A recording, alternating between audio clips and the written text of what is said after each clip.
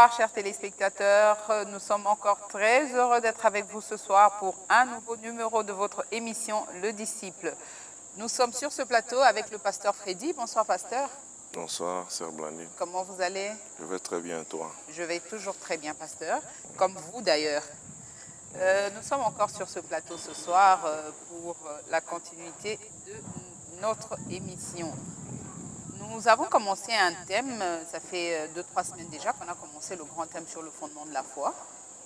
Alors, nous avons exploité les principes, certains principes de la foi. Nous avons commencé par l'incubation. Et vous nous avez expliqué comment ça se passait l'incubation.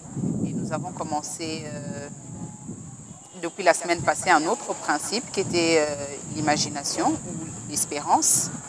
Nous avons parlé de l'espérance la semaine passée.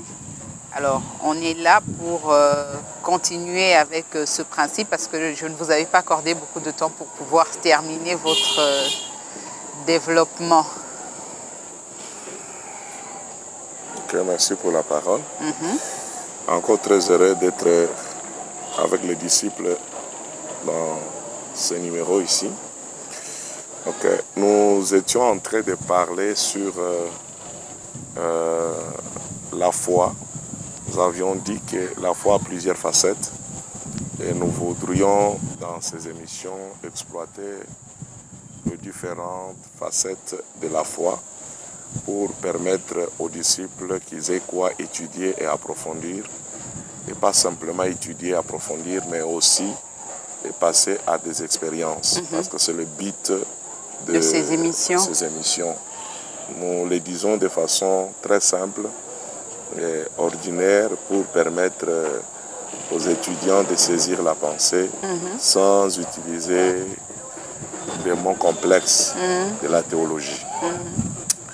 Ainsi, quand nous voyons l'apôtre Paul, la manière qu'il a saisi les choses, et il nous a donné une définition.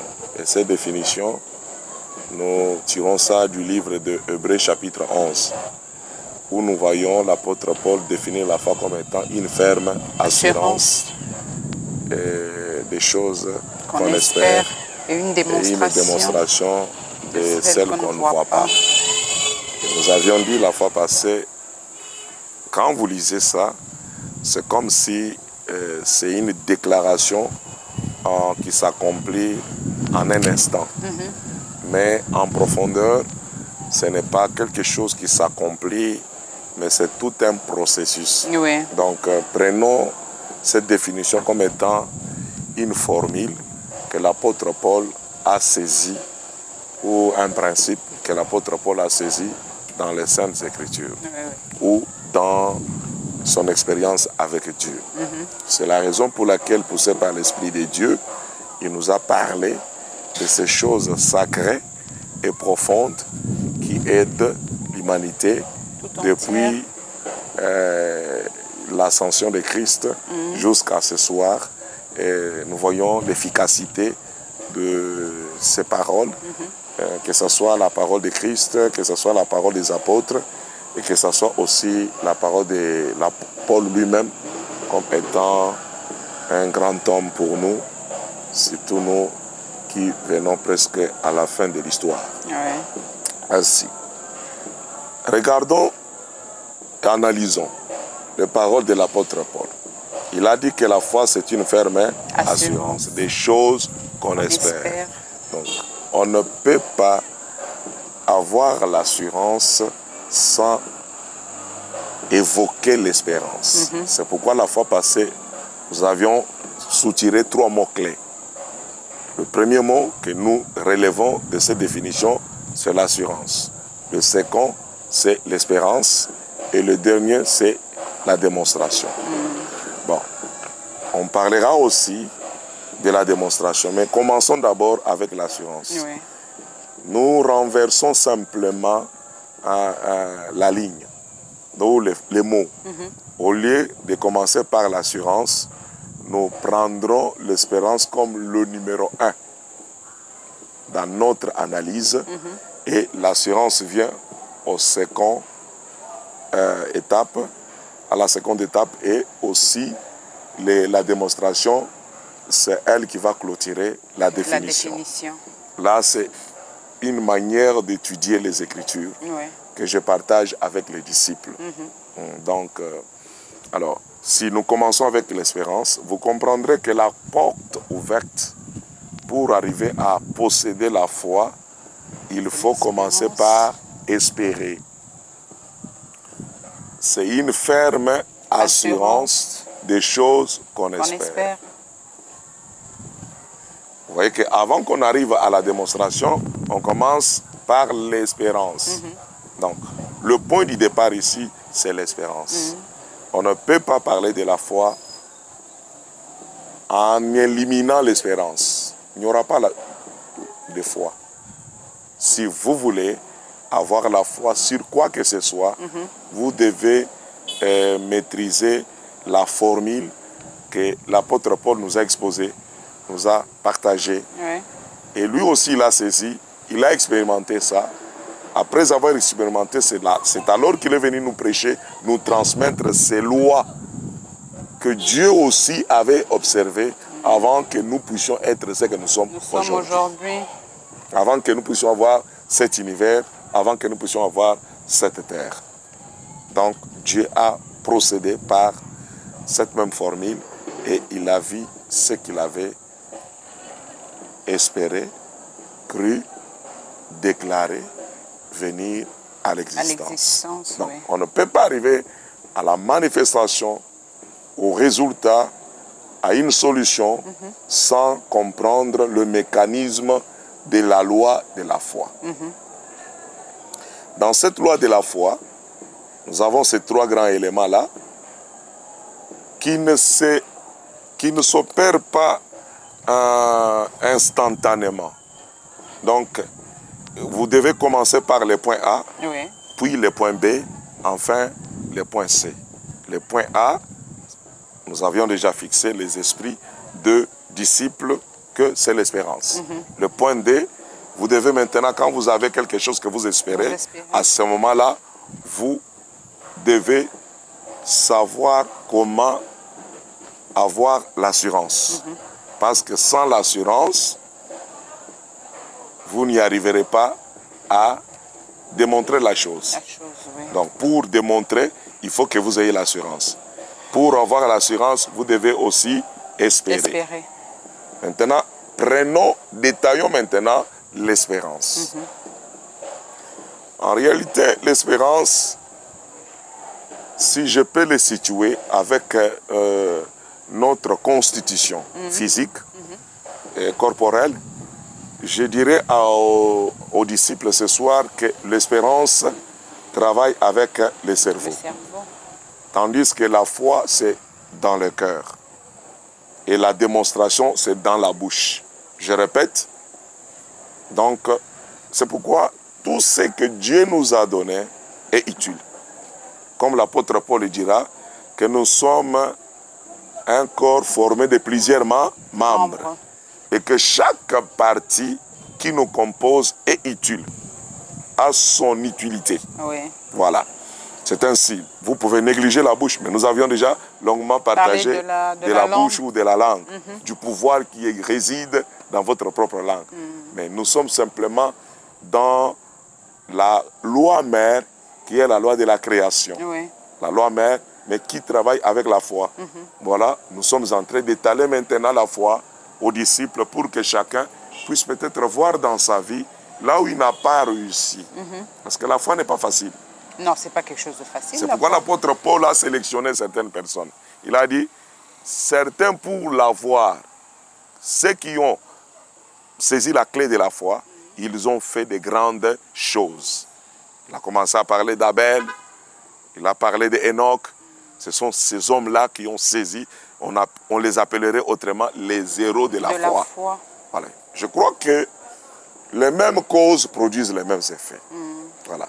Si nous saisissons ce qu'eux ils avaient saisi, nous aurons les mêmes effets ou les mêmes conséquences à nos jours. Parce que l'apôtre Paul dit aux Hébreux que Jésus-Christ est le même hier, aujourd'hui et éternellement.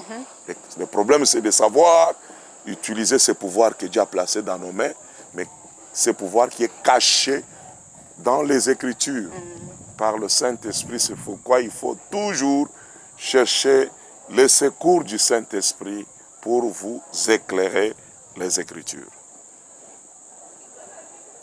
Comme je venais de le dire tout à l'heure, j'ai déjà situé l'espérance. L'espérance, c'est avec le cerveau ou l'esprit. Oui. Nous avons dans notre cerveau l'imagination. Nous avons dans notre cerveau l'affection. Oui. Nous avons dans notre cerveau la mémoire. Nous avons dans notre cerveau la raison. Et nous avons une autre partie que nous appelons la conscience. Et tous ces 5 éléments ou ces facultés sont rattachés directement à l'esprit humain. Parce que l'homme est tripartite. C'est dimensionnel. Voilà. Donc, dans sa triple dimension, nous avons à chaque partie qui compose l'homme, il y a des facultés ou il y a des sens que cette partie-là utilise ou bien des entrées. Donc, tout ce qui peut entrer dans l'homme entrera par ces portes-là. Je peux utiliser le langage des portes pour que ça soit accessible un à peu tous. Plus compréhensible, voilà. Oui. Donc, comme la chair a 5 entrées, l'esprit aussi a 5 entrées, et aussi dans le cœur, il n'y a qu'une seule porte. Voilà. Maintenant, nous venons de voir et nous comprenons sur base des Écritures.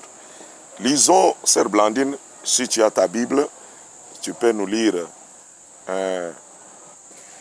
Tu n'as pas ta Bible? Comment un militaire peut aller en guerre sans armes? Oui. Tu peux nous prendre le livre de, comment je peux dire, Jacques. Jacques. Chapitre 1er.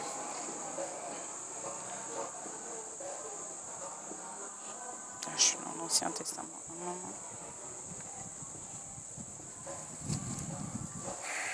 Jacques chapitre 1er, verset. Jacques chapitre 1er, verset 5. Si quelqu'un d'entre vous manque de sagesse, qu'il la demande à Dieu, qui donne à tous simplement et sans reproche, et elle lui sera donnée. Mais qu'il la demande avec foi. Écoutez, arrêtez-toi un instant, on va y aller mollo mollo.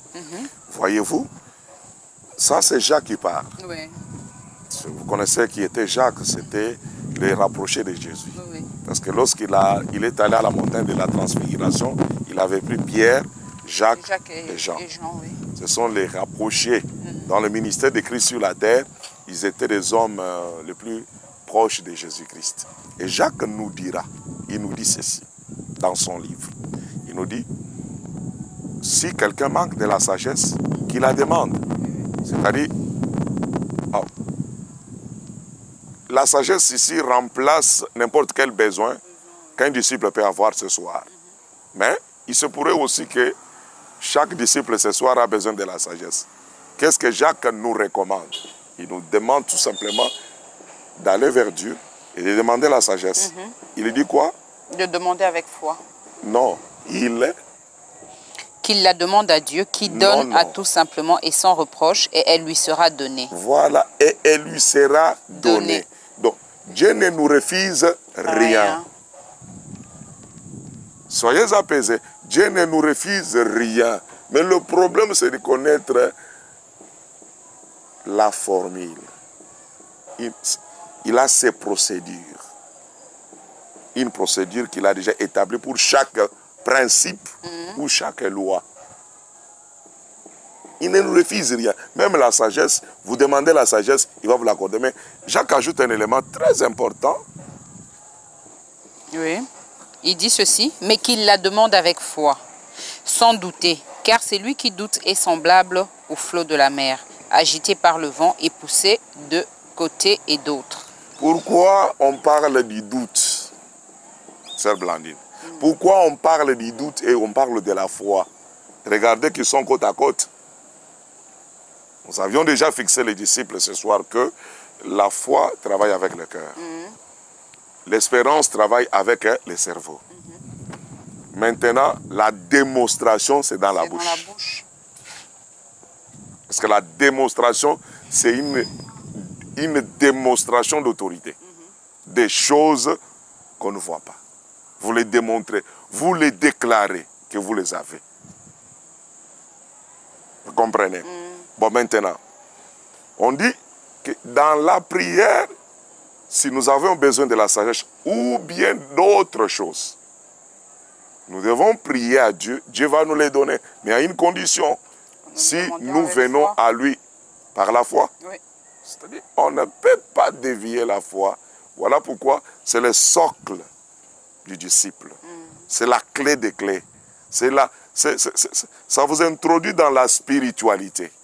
Quand vous maîtrisez la foi, la loi de la foi, quand vous la maîtrisez, je crois que vous commencerez toute une autre marche avec Dieu. Parce que c'est le point du départ. L'introduction dans le spirituel. Donc le point du départ, c'est la foi. Parce que oui, tout est surnaturel. Et le moyen que Dieu a placé dans l'humain pour transformer ce qui est invisible, ce qui est surnaturel, au naturel, c'est la foi que Dieu a placée dans chaque être humain. Je peux vous assurer, vous les disciples, que notre Dieu, depuis votre existence, conception, et vous êtes venus au monde, l'Esprit est entré en vous, vous devenez un être vivant, un être humain avec conscience. Dieu vous a donné, vous a départi une mesure de foi. Donc chacun de nous a déjà une mesure de foi, mais qu'il doit utiliser. Cette mesure de foi qu'il doit exercer. La loi dit quoi? Que si vous avez plusieurs membres, et qu'une partie que vous n'utilisez pas, s'atrophie. Oui, ça s'atrophie, oui. Oui. Ça c'est prouvé. C'est prouvé scientifiquement, ça s'atrophie, parce que vous ne l'utilisez pas. Dieu vous a donné la foi, il vous a donné, et il a donné beaucoup d'autres choses. Qu'est-ce que nous devons faire? Nous devons connaître le rôle de chaque élément que Dieu a placé en nous. Et quand nous connaissons le rôle, nous allons bien l'utiliser. Et en utilisant régulièrement, nous obtiendrons le conséquence ou le résultat, et l'organe va se développer davantage. Mais quand on ne fait rien avec ça, ça s'atrophie et ça ne peut plus rien produire dans la vie. C'est pourquoi nous avons plusieurs personnes aujourd'hui lobates spirituellement. Ils n'ont pas la foi, mais ils aiment la religion. Ils aiment la religion, ils sont dans la religion. Ils remplissent des synagogues, des églises, des temples, des bâtiments, des grandes salles. Mais la foi, nous ne voyons pas les résultats comme cette petite église de Jésus-Christ. Oui, pasteur, par rapport à ça, parce qu'on est en train de parler de l'espérance. Il y a beaucoup de gens qui pensent avoir la foi. Mais avec les explications que vous venez de donner, je comprends que les gens espèrent et n'ont pas la foi. Mais est-ce qu'avec l'espérance, nous pouvons obtenir quelque chose? Ou bien c'est seulement la foi qui fait que nous puissions posséder? C'est très, déjà tu as la réponse, parce que si tu es un disciple de Christ, tu prendras simplement les paroles de l'apôtre Paul, que déclare l'apôtre Paul dans sa définition, quand il parle des héros de la foi. Il parle que la foi c'est une ferme assurance. Mais en bas il dit quoi? Pour être agréable à Dieu, il faut quoi? Il faut avoir la foi. La foi, oui. Sans la foi, personne ne peut être agréable à Dieu. Et tout ce qui subsiste, subsiste par la foi. C'est-à-dire que Dieu lui-même, ce qu'il a utilisé, c'était la foi. Pour amener le monde matériel, le monde physique, la matière, tout cela, c'est venu par la foi de Dieu, du grand Dieu. C'est lui qui a créé cet univers, et ses lois, et ce cosmos, et tout ça. Vous comprenez? Oui, je comprends. Donc, sans la foi, personne ne peut être agréable. C'est-à-dire que pour posséder quelque chose de la part de Dieu, vous devez avoir la foi. Mais vous venez de comment dire... avoir la foi? Vous voyez, si vous pénétrez bien l'esprit de Jacques, allons jusqu'à la fin, pénétrons bien l'esprit de Jacques. Si vous pénétrez bien l'esprit de Jacques, lisez. Oui, Jacques toujours dans le premier chapitre? Toujours, là où vous étiez, en descendant un peu. Ok. Au verset 6, là. Au verset 6, je venais de le lire, où on a dit « Mais qu'il la demande avec foi, sans douter. Car celui qui doute est semblable au flot de la mer, agité par le vent et poussé de côté et d'autres. Qu'un tel homme ne s'imagine pas qu'il recevra quelque chose Écoutez d'abord, du Seigneur. analysons mot par mot. Vous comprenez comment Jacques identifie quelqu'un qui n'a pas la foi? C'est Oui. quelqu'un, il nous amène au bord de la mer Il est pour semblable au flot observer de la comment mer. la mer se comporte. Quand le vent frappe la mer, quel est le comportement de la mer? Elle suit Le mouvement de vent. Il est inconstant. Un homme qui n'a pas de foi, c'est un inconstant. Mais regardons dans nos églises. Regardons dans nos attroupements. Regardons les chrétiens aujourd'hui sans cesse agités. Ballottés de part et d'autre. Pourquoi? Parce que celui qui n'a pas la foi, mais qui prétend demander quelque chose à Dieu, c'est simplement quelqu'un qui a de l'espérance. Et l'espérance croit aussi. C'est ça le danger. Mais la foi croit aussi. Ou la foi croit aussi. Maintenant, comment savoir? L'espérance croit aussi. Mais la seule différence, c'est que l'espérance espère. Mais la foi n'espère pas. La foi, c'est une assurance. L'espérance espère. Mais la foi, c'est une assurance. Vous avez l'assurance. C'est quand vous arrivez à... Vous avez l'espérance. Vous espérez que Dieu fera des choses. Mais vous travaillez pour traduire cela dans la foi. Dès que vous avez l'assurance des choses que vous espérez, que ça quitte de l'espérance à la foi. Oui, là, c'est très bien expliqué. C'est très, très bien expliqué. Donc, on comprend, là, vraiment, c'est très bien expliqué. Continuons avec la pensée de Jacques, qu'est-ce qu'il dit? Un petit moment. Verset 7. Qu'un tel homme ne s'imagine pas qu'il recevra quelque chose du Seigneur. Qu'un tel homme ne s'imagine pas qu'il recevra quoi? Quelque chose du Seigneur. Ah, oui. Tu as la réponse maintenant, madame? Oui, oui. Sœur Blandine. Tu as la réponse, non? Oui, oui, oui, oui. Quand tu n'as pas la foi, tu utilises simplement l'espérance, ça ne marche pas. Mais on ne peut pas avoir la foi sans l'espérer. Donc l'espérance, c'est un canal par lequel nous devons passer pour arriver à la foi. foi. C'est la porte d'entrée. Voilà. On ne peut pas arriver à avoir la foi sans espérer. Et l'espérance, c'est vous, c'est le travail personnel qui vous concerne, qui vous engage que vous. Il n'y a rien de Dieu là-dedans. Vous commencez d'abord à vouloir quelque chose. C'est un vouloir. Vous commencez à souhaiter quelque chose. Ce n'est pas Dieu qui vient souhaiter à ta place, mais c'est toi qui souhaites la chose. Tu as besoin, par exemple, des enfants. Tu as besoin, par exemple, du mariage. Tu as besoin, par exemple, de l'appartement. Tu as besoin, par exemple, de l'emploi. Tu as besoin, par exemple, d'une délivrance. Parce que tu es envoûté, ainsi de suite. Voilà, ça, ce n'est qu'un besoin. Ce n'est qu'un désir, comme nous avions dit la fois passée, que tout ce qui est directement attaché au sens, au sensuel, c'est-à-dire tout ce que tu désires parce que tu as vu, tu as entendu, tu as touché, c'est vos désirs. Et cela est déclenché par les passions de la chair.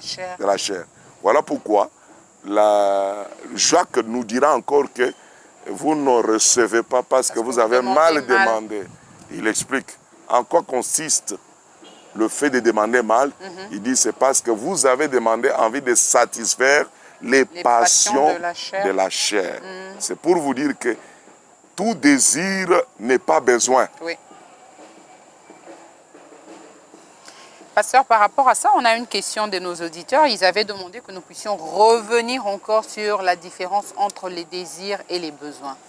C'est ce que je suis en train déjà d'expliquer à nos téléspectateurs et à nos auditeurs, qu'ils comprennent que vous comprenez qu'il y a des désirs qui viennent des passions. Oui.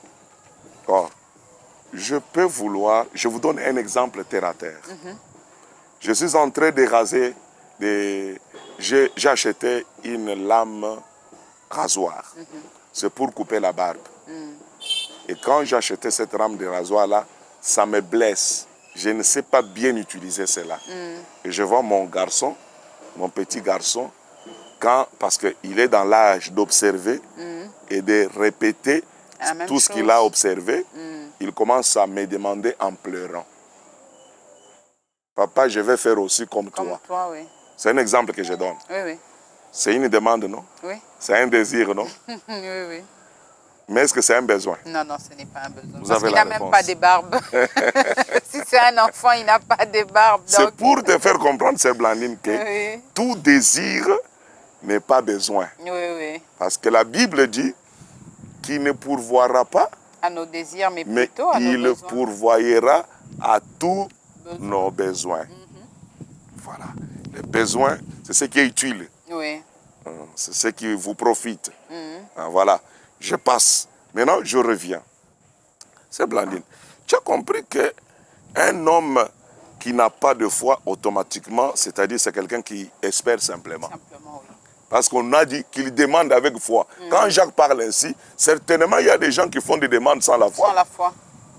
Le contraire, c'est demander sans la foi. Il dit, pour obtenir la sagesse, vous devez demander la sagesse avec foi. Oui.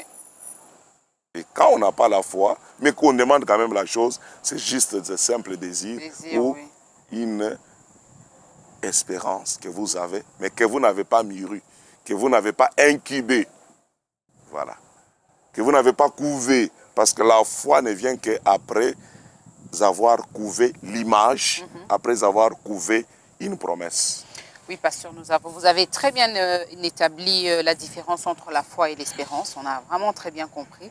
Mais malheureusement, on aurait bien pu passer encore plus de temps. Nous sommes déjà à la fin de cette émission. Qu'est-ce que vous pouvez dire à nos auditeurs en conclusion?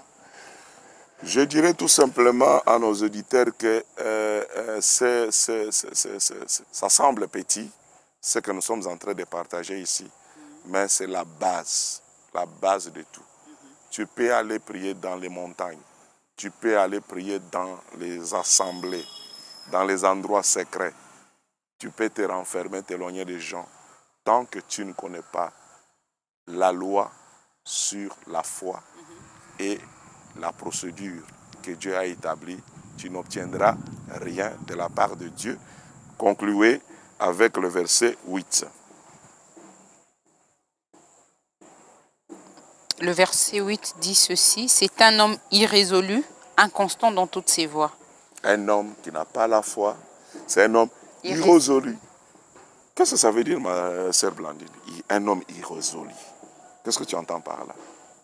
Je comprends que c'est quelqu'un qui n'a pas de résolution, il n'a pas de solution, si je peux dire ça comme ça. Est-ce que quand tu fais le parcours, tu ne vois pas que plusieurs n'ont pas de solution? Si. Voici, nous vous amenons la solution. Revenez à la loi de la foi, étudiez-les en profondeur. Dieu vous fera grâce. Shalom chez vous. Chers téléspectateurs, nous venons ce soir, encore une fois de plus, de suivre le pasteur Freddy qui vient de nous établir une nette différence entre la foi et l'espérance.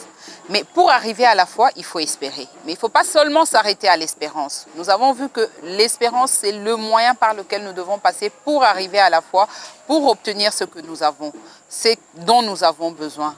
En tout cas, continuez à nous suivre sur toutes les plateformes électroniques tous les mardis. N'oubliez pas de vous abonner sur la chaîne CM Live TV si vous ne l'avez pas encore fait. Et ne quittez pas sans avoir entendu le pasteur prononcer quelques mots de prière pour nous. Seigneur, sur base de ta promesse et de ta parole, nous venons avec les disciples, avec tes enfants qui sont chez eux, devant les difficultés, devant plusieurs obstacles et devant plusieurs questionnements. Mais toi, l'Éternel, tu es le Jéhovah Jireh, l'Éternel qui pourvoit. Au moyen de ta parole que toi tu nous as donnée, laisse que cette parole puisse trouver la place dans leur vie et cette parole apporter la délivrance totale et la paix, la joie et les sourires. Je le crois que tu le fais et tu le feras encore pour que notre joie soit comblée. Au nom de Jésus-Christ, nous avons demandé. Amen. Amen. Encore une fois de plus, on est là avec vous et nous vous demandons de toujours vous abonner. Abonnez-vous massivement sur notre chaîne CM Live Télévision. Il faut liker, il faut partager parce que ces émissions, ça aide pour l'édification des enfants des dieux. Nous vous disons au revoir et à mardi prochain.